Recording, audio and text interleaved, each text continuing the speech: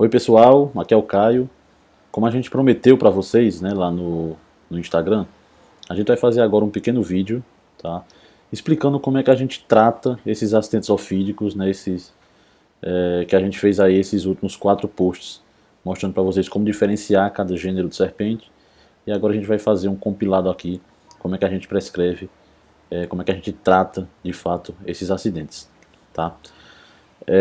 Como vocês devem ter visto lá nos posts, esses são os 4 gêneros que são importantes no Brasil, né? O botrópico, crotálico, laquético e o elapídico. Existem outros, tá? Mas esses sem dúvida são os mais comuns. Mesmo dentre eles, os que a gente vai ver aí 90, 80, 90% das vezes serão os acidentes botrópicos e os crotálicos. Os outros vão ser raros, né? O laquético, bastante raro mesmo na região amazônica, tá? E o elapídico também é uma pequena porcentagem dos acidentes que a gente vê.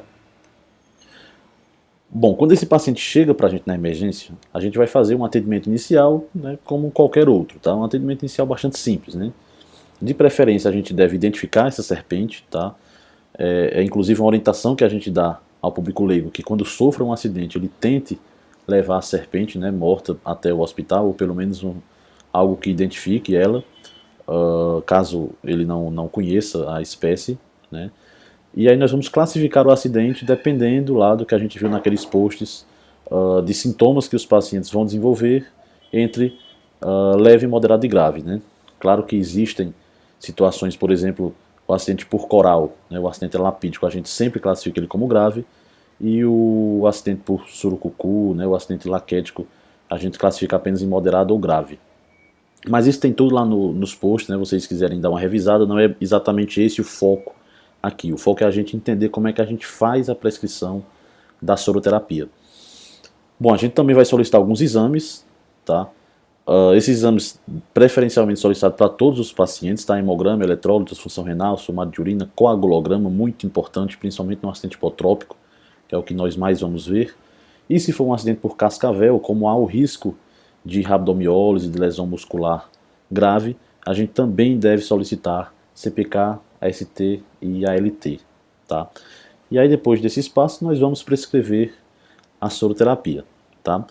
A primeira coisa é que nem todo mundo vai receber o soro. Isso é bastante importante. Tá? A gente vai prescrever o soro para os pacientes que são sintomáticos. Né? Existe uma quantidade de pacientes que vão ser picados, mas que a cobra não consegue inocular o veneno. É o que a literatura chama de picada seca, né? De dry bite, na literatura americana chama. Então, esses pacientes que se apresentam assintomáticos, eles devem ser observados por um período aí entre 12 e eu recomendo 24 horas, que é o tempo que pode demorar para que esse paciente apresente os sintomas. Então a gente observa e se o paciente estiver assintomático, ele recebe alta sem a prescrição de soro, sem nenhum cuidado, significa que realmente foi uma picada seca, ou seja, a cobra não inoculou o veneno. Mas se o paciente desenvolver sintoma, a gente classifica o sintoma e aí trata com a quantidade de ampolas, dependendo de como for classificado aquele acidente.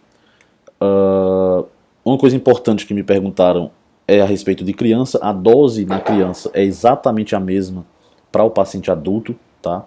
O soro, perdão, ele vai interagir com o veneno, então ele tem mais relação com a quantidade de veneno inoculado do que com o peso do paciente.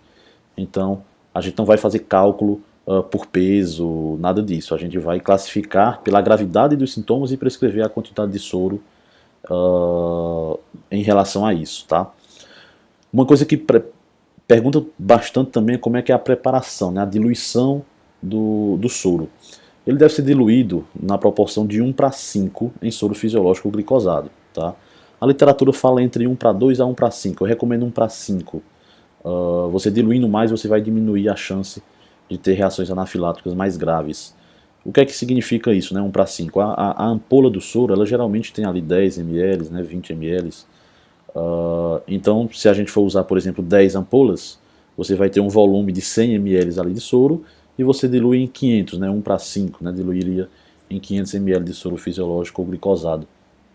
Então você sempre tenta obedecer essa proporção, e aí você vai correr esse soro ali em torno de 1 hora. A literatura também fala entre 20 minutos a 1 hora, eu recomendo 1 hora também para também você diminuir a chance de reações anafiláticas. Inclusive, falando dessas reações anafiláticas, né, existe uma orientação de você prescrever um pré-tratamento antes. Tá? Isso não é uma coisa muito corroborada pela literatura, há quem defenda, há quem não, mas se você optar por fazer, né, acaba sendo opcional mesmo, você deve usar essas 3 medicações. Um antagonista H1, tá? Pode ser a difenidramina, mas ela é pouco disponível, então a gente recomenda o Phenergan, nessa dose de 0,5 mg por quilo, sendo um máximo de 25, tá? Mesmo para adultos mais pesados a gente usa 25 mg. O antagonista H2 pode ser cimetidina, pode ser ranitidina, né? A ranitidina é o que a gente mais usa, nessa dose 3 mg por quilo com um máximo de 100, tá? E a hidrocortisona é uma dose alta, uma dose agressiva, de 10 mg por quilo com um máximo de 1 grama, tá? Então um adulto de 100 quilos ele vai receber 2 frascos de 500 mg, né? 1 grama da hidrocortisona, você vê que é uma dose bastante alta, tá? Geralmente eu oriento que você prescreva isso em torno de 20 minutos antes de você começar a soroterapia, tá? E aí depois de 20 minutos você já consegue fazer de modo mais seguro. Mesmo fazendo isso podem acontecer reações, tá? São as chamadas reações precoces, aquelas que começam até 2 horas depois do início do soro, né? E aí são reações bastante simples, né? Sudorese, prurido, hipotensão, e você vai tratar apenas com sintomático, tá? Eu oriento que você reduza a velocidade da infusão do soro, e se houver hipotensão, você corre um soro fisiológico ali, dá uma hidratada no paciente, náusea você prescreve um antiemético, aqui não tem muito mistério. Mas pode acontecer reações tardias, né, são aquelas que aparecem entre 5 a 24 dias após o soro. Geralmente acontece muito comum reações de pele, tá? Urticária, manchas, geralmente isso é o mais comum. Tá? Se for uma febre baixa, né, o tratamento pode até ser com sintomático, mas essas reações de pele, reações mais graves que podem acontecer, o tratamento a gente faz com prednisona, 1 mg por quilo por 7 dias. Tá? A literatura deixa entre 5 e 7 dias, eu recomendo 7, sendo uma dose máxima de 60 mg. Tá? E reações anafiláticas graves, que felizmente são bastante raras, a gente trata como qualquer outra reação anafilática, tá? Com adrenalina, né, intramuscular no vasto lateral da coxa, né, enfim, um tratamento para uma anafilaxia como qualquer outra.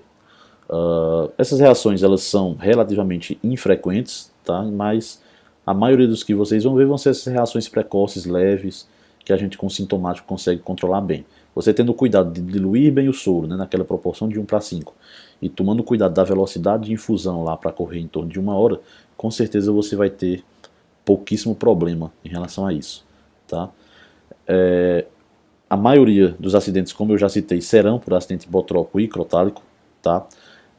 Aqui no hospital a gente tem, não sei se é a sua realidade, mas aqui no meu hospital nós temos o soro bivalente, tá? Que é contra esses 2 agentes, que às vezes fica um pouco difícil diferenciar da clínica. Se você também tiver esse soro bivalente, você pode lançar a mão dele, mas saiba que a quantidade de ampolas é exatamente a mesma, né? Isso é uma coisa que o pessoal às vezes também fica um pouco na dúvida.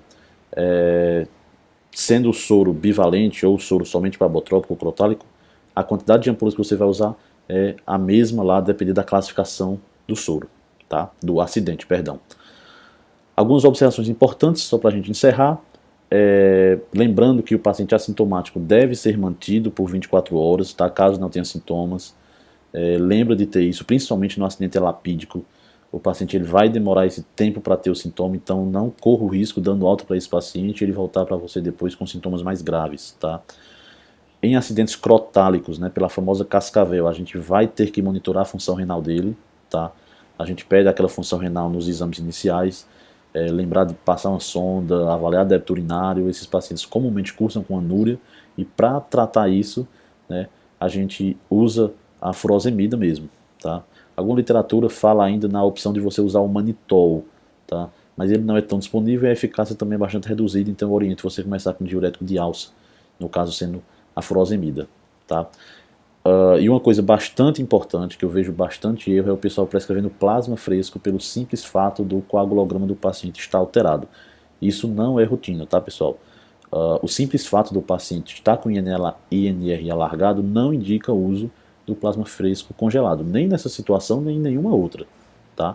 Você não vai tratar o exame, você vai tratar o paciente. Se é um paciente que sofreu um acidente ofídico e está com INR largado, você vai dar o soro para tratar o acidente, tá? Mas não dar o plasma fresco congelado. Isso em qualquer outra situação, tá? Não só nesse caso, mas se o paciente está com INR largado, você vai tratar a causa. Somente naqueles que têm sangramento grave, paciente que está realmente com algum indício de sangramento, que está ali colocando em risco, que você precisa corrigir rápido, aí você vai indicar o plasma fresco congelado, mas não pelo valor em si de INR, sim pela apresentação clínica do doente, tá? Bom, era isso que eu tinha para passar para vocês, tá? Muito obrigado por ter acompanhado essa série, esses 4 posts, né? E agora esse vídeo sobre a soroterapia. Sempre estou à disposição de vocês. Qualquer dúvida, manda um direct aqui para a gente que eu vou responder, tá? Com o maior prazer, toda essa terapia. Sinta-se à vontade para também comentar dentro dos posts alguma dúvida que tenha ficado, comentar sobre essa aula e a gente vai respondendo aí para tentar fechar totalmente esse conhecimento a respeito de acidentes ofídicos. Obrigado pela atenção e até a próxima.